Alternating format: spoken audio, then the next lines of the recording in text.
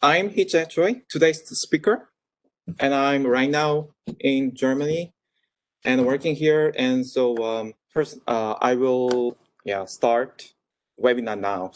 So let me share my screen. Okay, today I'm going to share my recent research work that I use DFT calculations for mixed semiconductor systems, which have less miscibility than we expected.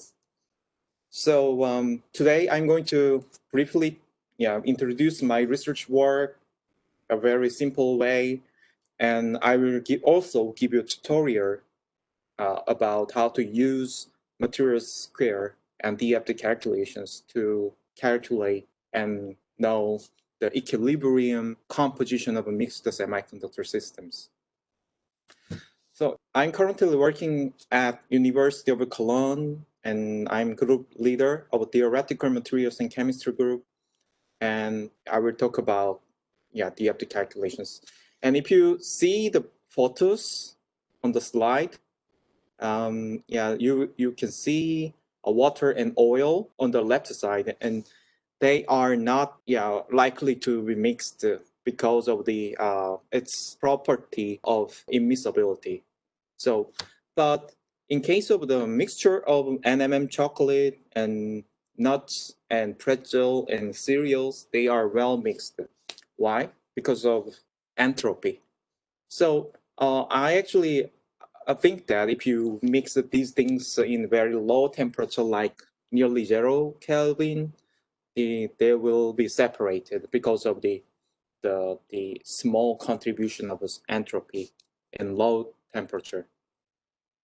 So what I want to tell you is that there are many people who try to mix semiconductor systems in terms of doping in low concentration or alloying in pretty high concentration. So in that case, people mostly don't care about the miscibility of mixing free energy. So today I'm going to talk about it. There are three topics which include cation alloying for solar cell material and anion alloying for another solar cell material, and automatic self-assembled heterojunction semiconductor system because of its immiscibility. And I will close my talk with a summary. So, as you know, in most cases, material processing must go through high temperature procedure, so which means that it always costs a lot. So high temperature means that you need to pay a lot of money to maintain this production facility, and use a lot of energy. So that is why phase diagram, these kind of things have been invented, because these phase diagrams are kind of map which gives you the right phases as you want. So you don't have to try many things without any knowledge. You can just pick certain composition and temperature to get the phases that you want. So how we get such a phase diagram for efficient material synthesis? Mostly people use free energy calculations, because free energy Helmholtz and Gibbs free energy tell us where nature is heading to. So what will happen?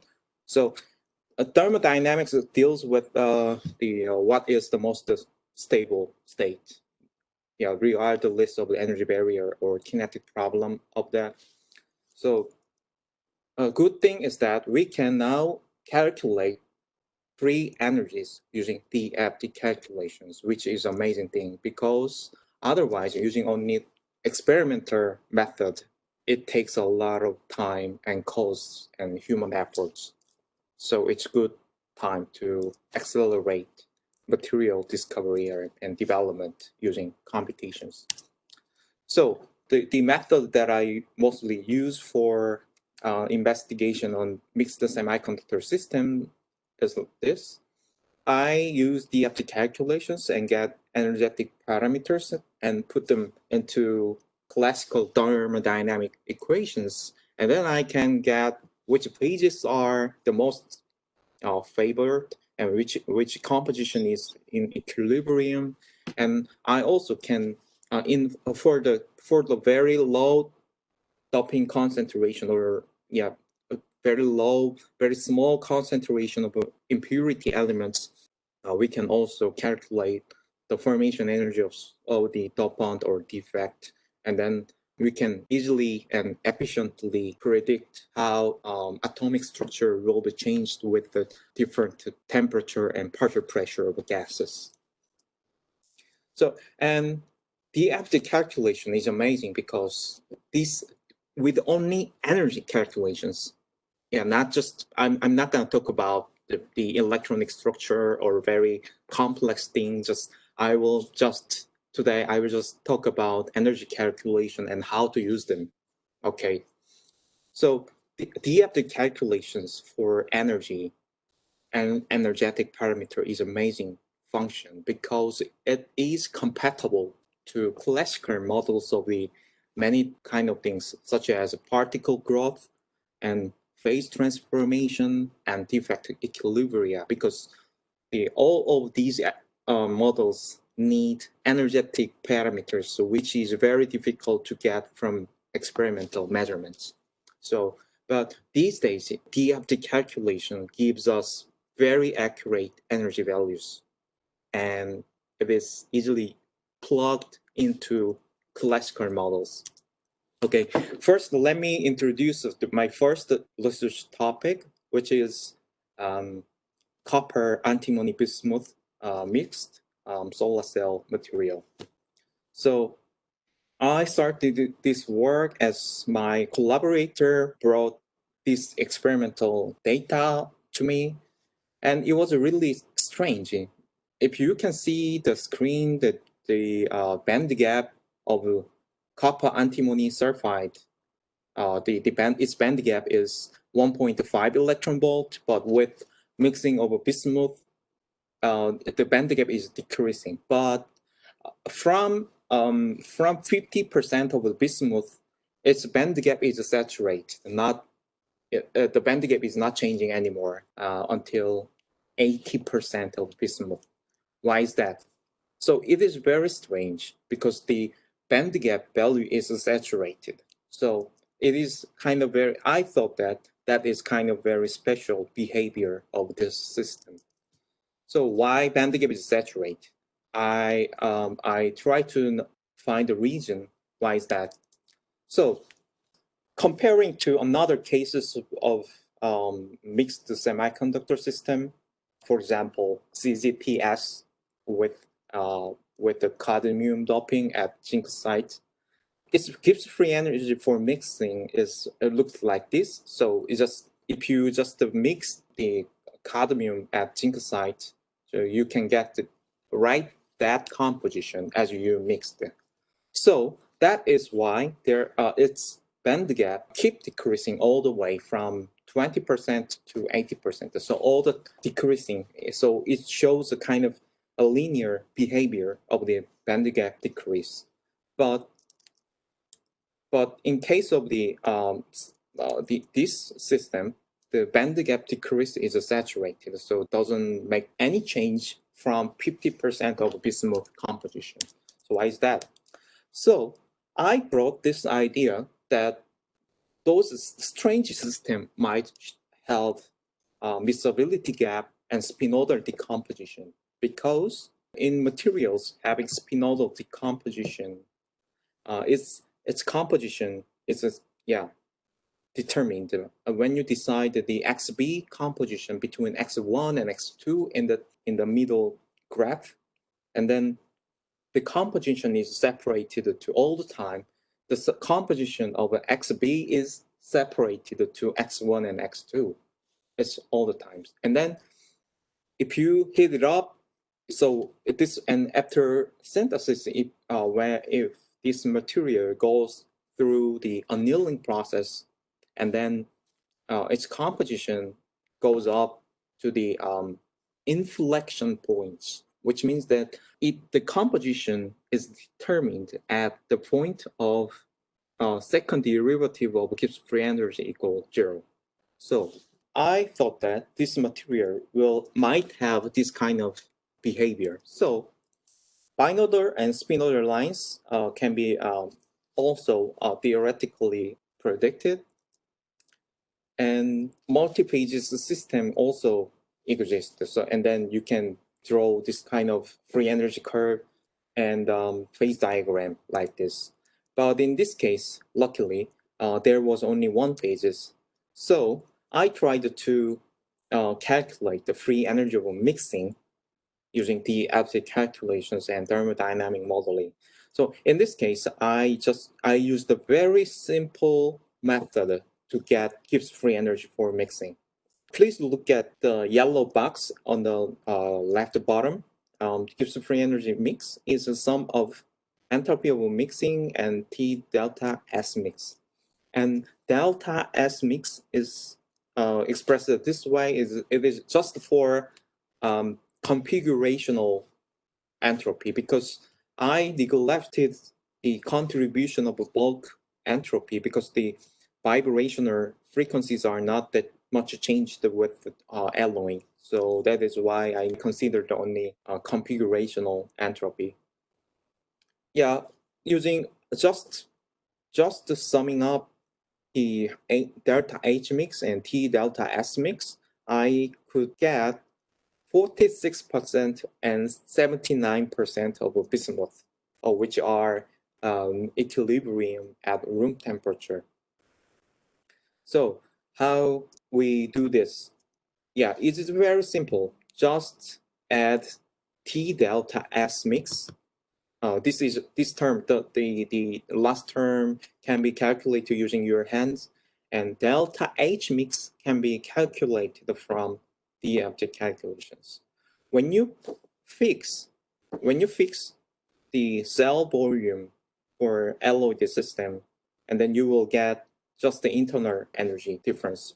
I mean the delta U, that is delta U. But if you allow the cell volume expansion for in your DFT calculations, you can get delta H mix very simply. So because of the binodality, I could see that using density of state, electron density of state calculations, I could see that with increased bismuth amount, the band gap is decreasing. So, as I told you, the composition is always fixed as the 46% and the 79% when the bismuth mixture ratio is between these two values. So I could conclude that the reason why the bismuth amount from 50% saturates band gap is that because their composition is determined by binodality and immiscible gap. So I will move on to the second topic. This is also very similar, almost the same actually. So, but the host material is different. It is copper germanium sulfide. But the difference is that in this case, I alloyed the anion site. So I also started this work as my collaborator asked me, hey, what should I do for the best band gap? So the best band gap for solar cell material is between 1.1 electron volt and 1.2 electron volt. So my collaborator wanted to me find the best band gap value and which composition that they asked me. So I first calculated band gap with hybrid functional.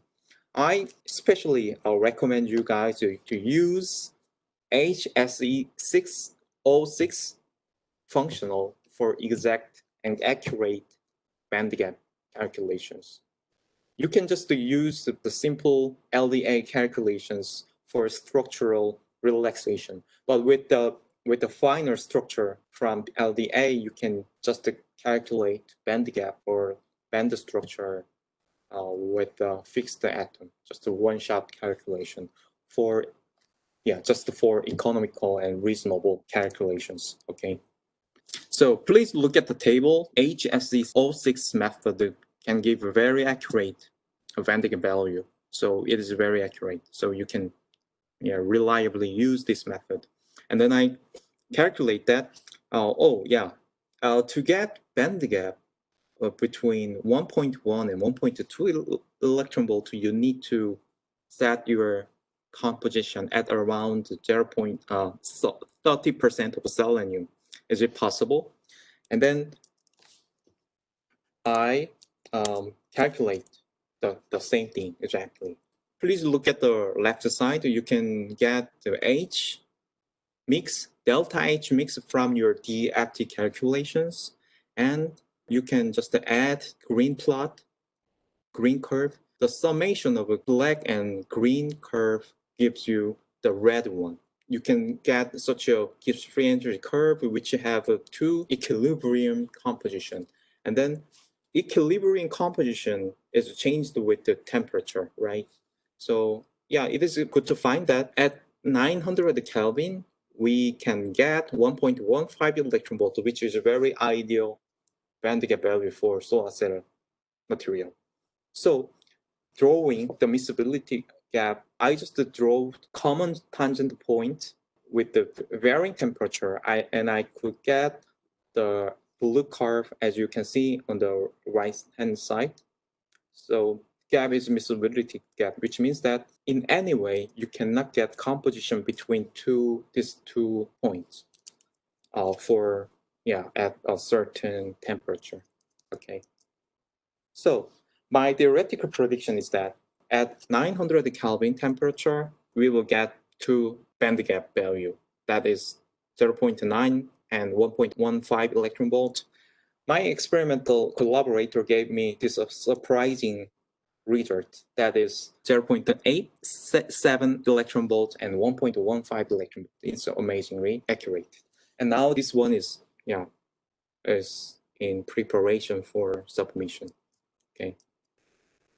Yeah, very similar, but the difference between this work and the previous one is that the previous one is for mixing cation sites, and this is for mixing anion sites.